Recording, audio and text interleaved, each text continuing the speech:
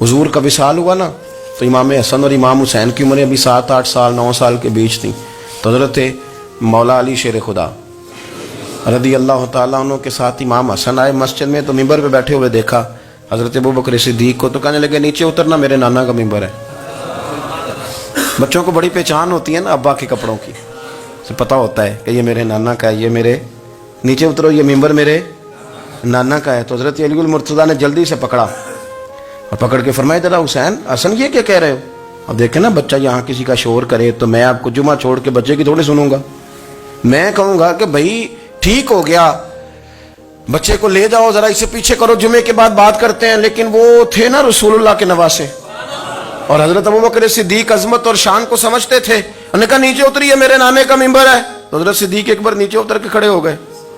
तो एक जुमला, बाकी बुजुर्गों ने भी बड़ा कुछ लिखा है, पर यहाँ एक बात शाह अब्दुल अजीज मुहद्दिस देलवी ने लिखी है। हजरत सिद्दीक एक बार रो पड़े, कहने लगे हसन अगर मिंबर तेरे नाना का है तो अबू बकर भी तो तेरे नाना का ही है ना, ये को बाहर से तो नहीं ना आया, ये भी तेरे नाना का है। तो हजरत इमाम हसन हंसने लगे, फरमाने लगे ठीक हो गया, बैठ जाए मिंबर पे, पढ़ाएं जुमा।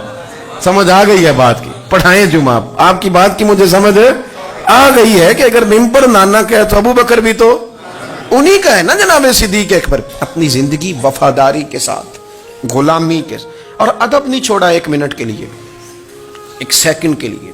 रसूल कायनात सल्लल्लाहु अलैहि वसल्लम के अगर कोई बेअदबी करता था तो उन्हें जलाल आता था। आपको एक बात बताऊं, गैरत ना इश्क का हिस्सा होती है। हम बड़े शरीफ लोग हैं, पर हम कहते हैं सारे काम करना, हुजूर के बारे में बात कोई ना करना, ये नहीं हम बर्दाश्त करते। वो किस तरह का आशिक है कि महबूब के खिलाफ बात भी सुन गए, ये इश्क है? ये तो तौहीन की तूने। हजरत सिद्दीक वो बड़े मीठे बड़े ठंडे आदमी थे।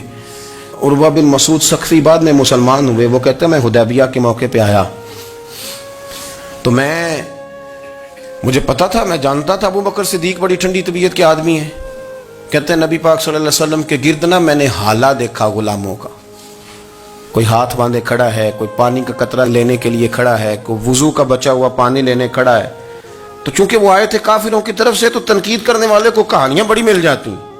तो फौरन उर्वा बिन मसूद सख्फी कहने लगे ए मोहम्मद इब्न अब्दुल्लाह सल्लल्लाहु अलैहि वसल्लम आज ये आपके गिर्द खड़े हैं, पर जब तलवारें चमकेंगी तो दौड़ जाएंगे। तलवारों के सामने खड़ा होना आसान नहीं। तो हजरत सिद्दीक एक बार पीछे खड़े थे, नबी पाक ठंडे मिजाज के आदमी, पर बात हुई थी ना सरकार के बारे में, तो दौड़ के आगे आए और इतना सख्त जुमला कहा, कहने लगे जा जाके लातो मनात की शर्मगाह चाट, तू कहता है कि हम हुजूर को छोड़ जाएंगे? मैं नबी पाक के बाकी गुलामों की बात नहीं करता, तेरे पास जितने सूरमे है ना तू सारे लेके आ, और नबी पाक के दिफा के लिए सिर्फ अबू बकर की तलवार ही काफी है। तू ला, तेरे पास जितने सूरमे हैं ला मैदान पर, तू ला ना, तेरे पास जितने सूरमे हैं। तू कहता है ये दौड़ जाएंगे, फरमाया तूने अभी हमारा रुख देखा नहीं ना, तू आ ना जरा मैदान में, मैं तुझे अकेले को बताता हूं कि किस तरह हुजूर का दिफा किया जाता। और वह बिन मसूद सख्फी कहने लगे ये कौन है? देर के बाद मिले थे ना, ये कौन है? उन्होंने कहा ये अबू काफा के बेटे अबू बकर सिद्दीक हैं। तो वह बिन मसूद कहने लगे ये तो बड़ी ठंडी तबीयत का बंदा था। उन्होंने कहा ठंडा ही है, हम शरीफ बड़े हैं पर हुजूर के गुलामों के लिए, और अगर आए कोई शरीर, अगर कोई आए तो चलो किसी दरवेश की गल कर लेने। वो कहते हैं इट सिट ते पखड़ा कुआर गंदल, फिर असी और भी बूटियां जानने हैं, फिर हमें सारा पता है, फिर हमें ना सारे तरीके, इट सिट ते पखड़ा, फिर असी और भी बूटियां जानने हैं, फिर ना हम कर लेंगे हल, हमें वो हल करना भी आता है। लेकिन शरीफ उसके लिए जो रसूलुल्लाह का अदब करे, जो नबी पाक की। हजरत सिद्दीक अकबर मुअद्दब तरीन आदमी। कोई बंदा अगर बाहर से आता था ना हुजूर से मिलने, तो उसको पकड़ के कोने में ले जाते थे, कहते थे आप पहले मैं तुझे अदब सिखाऊं कि नबी पाक की बारगाह में जाना कैसे। हाँ मैं तुझे बताता हूँ, कहीं ऐसा ना हो तेरे अमाल जाया हो जाए। सांस भी आहिस्ता लेते थे। मस्जिद की सफाई करना, ड्यूटी करना, खिदमत करना, सारा कुछ करना, पर बैठते सबसे पीछे होके थे, सबसे पीछे होके। ये भी उनका ये एजाज था, पीछे हट के बैठना। कोई ऐसा काम ना करना जिससे लोगों को पता चले कि नहीं नंबर मेरा है। पीछे हट के बैठना, पीछे पीछे रहना, अपने वो शोहरत से बचने वाला पीछे पीछे रहता है और जी चाहता है सारी गज़लें उस जालिम के नाम करे। कुछ लोग होते हैं ना, वो पीछे पीछे होते हैं, कहते हैं नहीं नहीं मैं नहीं जी, ऐसा तो है ही कुछ नहीं। मेरे रसूल करीम अलैहिस्सलाम का अदब करना, हमने ना सारी ज़िंदगी सुना है कि अल-अम्रु फ़ौक़ल अदब, کہ جب حکم آ جائے تو پھر حکم ماننا ہے، ادب. اور اس بات پہ ہمارے طالب علم بڑے پکے ہیں. مرید آج کل کے اس مسئلے میں بڑے کہتے ہیں صاحب نے خود کہا ہے کہ خیر صلاح ہے. انہوں نے خود کئی دفعہ کہا ہے جی تسی بڑے سیانے ہو، تانوں مطلب دی گل دی سمجھ جلدی لگتی ہے. انہوں نے خود کہا ہے کہ ٹائم ہو تو آیا کرو. یہ کب انہوں نے کہا ہے کہ مجبوری ہے روز ہی آنا؟ یہ انہوں نے کب کہا؟ ان کو بھی تو پتہ ہے نا مجبور ہے. تو آپ کو بھی تو پتہ ہے نا کہ ان کا آپ سے پیار ہے. آپ اس پر بھی تو تھوڑا غور کریں نا. لیکن ہم مرضی کا وہ ایک آدھ فکرہ نا، مرضی کا. وہ ایک طالب علم یہاں سے گیا تو میرا دل نہیں تھا جائے، تو وہ کہنے لگا جی مجھے حضرت صاحب نے خود کہا ہے، حضرت صاحب نے خود کہا. میں پوچھ کے آیا ہوں. تو جو ہمارے کچھ سنگی تھے بیچ میں پیار والے، وہ کہنے لگے آندہ میں پوچھ کے آیا. میں کیا آندہ وہ بھی ٹھیک ہی ہے. تو انہوں ساکھیا سی میں جاواں تو میں انہوں کی آندہ. میری بات کی سمجھ آئی ہے نا جی. جب ارادہ ہوا تو پھر ابے کو منا کے بھی آ گئے. جب ارادہ ہوا تو ابا جی کو میں نے جانا ہے، بزرگوں کے پاس ملنے جانا ہے. اور جب ارادہ نہ ہوا تو کہنے لگے حضرت صاحب نے خود فرمایا ہے کہ ابا راضی ہوگا تو اللہ راضی ہوگا. چھٹی مرضی کا ہے نا مزاج، تو مرضی کی کہانی. تو میں الحمدللہ مجھے تھوڑا سا پتہ ہے، ویسے بھی اپنے بال بچے کا پتہ ہوتا ہے. ہیں جی کی آندے نے پیداندی کے جیندے سال ہی ویکھی دے نے. مجھے بھی پتہ ہوتا ہے کہ آج کہاں کہاں کس کس انداز میں کیا کیا کہانی ہے، کہاں کہاں کیا سٹوری ہے. تو کبھی کبھی یہ سارا پیار ہی ہے، یہ بھی سارا اس میں بھی پیار ہی ہے. پتہ چل جاتا ہے کہ کل کہاں سے بات کر رہا تھا اور آج بات کہاں کر رہا ہے. یہ اپنا اپنا مزاج ہوتا ہے نا، اپنی طبیعت کے مطابق چلنا ہے. سنا یہی ہے کہ الامر فوق الادب، کہ جب حکم مل جائے تو پھر ادب نہیں کرنا، پھر حکم پہ. پر حضرت صدیق اکبر نے نرالا ہی کام کیا.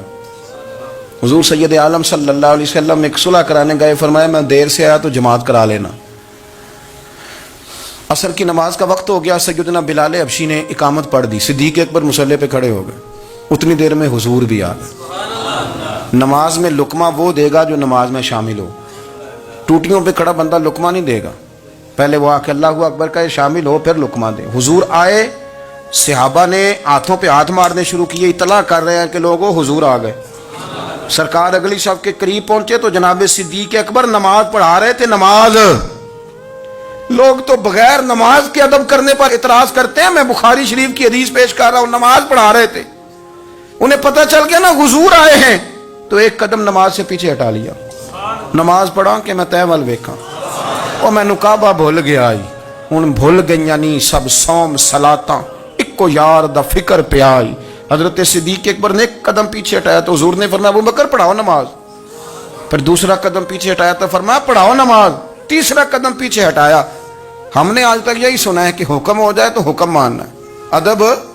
اور ہمارے ہاں یہی ہوتا ہے، پھر لوگ حکم ہی مانتے ہیں، پھر ان کو ادب بھول جاتا ہے. لیکن جناب صدیق اکبر 3 دفعہ حکم آیا پر پیچھے ہٹ گئے.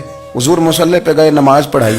نماز کے سلام کے بعد نا حدیث میں مختلف حکم آیا. استغفار پڑھو، اللہ اکبر کہو، آیت الکرسی پڑھو، 33 بار سے مختلف اذکار آئیں. پر حضور نے آج کوئی ذکر نہیں، کوئی وظیفہ نہیں. سلام پھیرتے کہ ابو بکر میں نے جو 3 دفعہ کہا تھا نماز پڑھاؤ تو پڑھائی کیوں نہیں؟ ایک دفعہ نہیں 3. کبھی کبھی ہم بھی ناراض نہیں ہو جاتے، تینوں 100 بار ہی آکھیا ہے، کہا 3 دفعہ جو کہا تھا نماز پڑھاؤ تو پھر پڑھائی. تو حضرت صدیق اکبر رو پڑے، ہاتھ دونوں باندھ دیے، گھٹنے زمین پہ رکھ دیے. عرض کرنے لگے کیا جملہ ہے، کیا ترتیب ہے. عرض کرنے لگے یا رسول اللہ، ابو قحافہ کے بیٹے کی اتنی بھی جرت نہیں کہ مدینے والے رسول کو نماز پڑھائے. میں اتنا بھی جرت مند نہیں ہو گیا حضور، میں کیسے آپ کے آگے کھڑا رہتا اور آپ میری، یعنی این نماز کی حالت میں، این حالت نماز میں بھی ادب. نماز پڑھا کہ میں تین ول ویکھاں. ان کعبہ بھول گیا، میں نے بھول گئی نہیں سب صوم صلاتاں، اکو یار دا فکر پہ آئی. دوستو حضرت ابو بکر صدیق رضی اللہ تعالیٰ عنہ کا عشق، ان کا پریم، ان کا پیار، ان کی باتیں. ایک دن نا حضور کے وصال کے بعد اچانک نہ اس طرف جا رہے ہیں، خاصے مسجد سے دور چلے گئے. تو حضرت عمر تھوڑا طبیعت کو جانتے تھے، جناب عمر پیچھے دوڑے، کہنے لگے کدھر جا رہے ہو؟ چپ کر گئے. کیا ہوا، کدھر جا رہے تھے؟ ابو بکر سیانے بندے ہو، امیر المومنین ہو، کہاں جا رہے؟ تو رو پڑے. کہنے لگے ایک دفعہ نا حضور سفر پہ گئے ہوئے تھے تو اس طرف سے واپس آ گئے تھے، تو مجھے خیال آیا شاید اس طرف سے آ نہ رہے ہوں. حضرت عمر رو پڑے. کہنے لگے ابو بکر اب تو حضور نے پردہ کر لیا، جنہاں دے دل بر جانی وچھڑن، کون روے پھر تھوڑا. سب روگاں دا روگ محمد جس دا نام. آپ ساری سیرت کی کتاب میں پڑھ لیں گے. ابو بکر صدیق کا وصال کس بیماری سے ہوا؟ لوگوں نے قول کیے ہیں کہ وہ سانپ کا زہر آ جاتا تھا، فلاں چیز تھی، لیکن کوئی بندہ وجہ تلاش کر سکا؟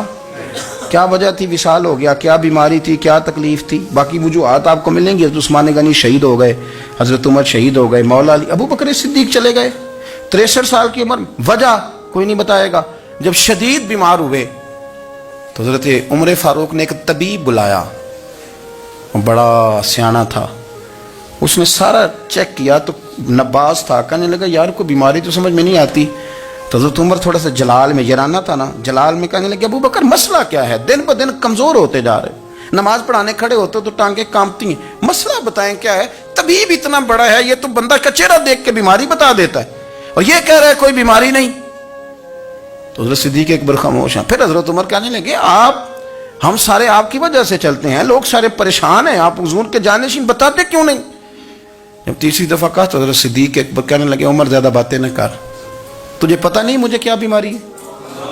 نہیں پتا تو میں بتاؤں؟ نہیں پتا تجھے؟ بول. تو جناب عمر رو پڑے.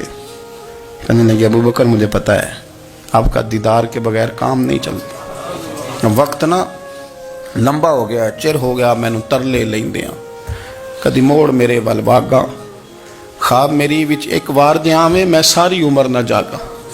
مجھے پتہ ہے آپ کے مرض کا، پر ابو بکر امت کو ضرورت بھی تو ہے نا.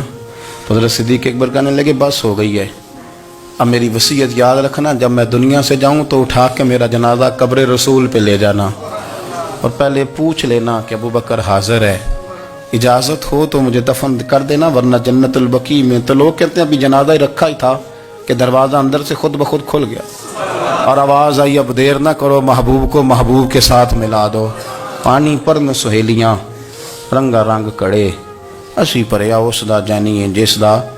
میں نے شروع میں ایک بات کی تھی کہ اپنی خواہشات کو نا حضور کا غلام بنا دیں، سوچیں سمجھیں کہیں وہ لفظ جو مدینے والے رسول کو پسند ہیں، پھر دیکھنا مسلمان ہونے کا مزہ آئے گا، پھر ذائقہ نصیب ہوگا. اللہ ان کے درجات بلند فرمائے. آخر دعوانا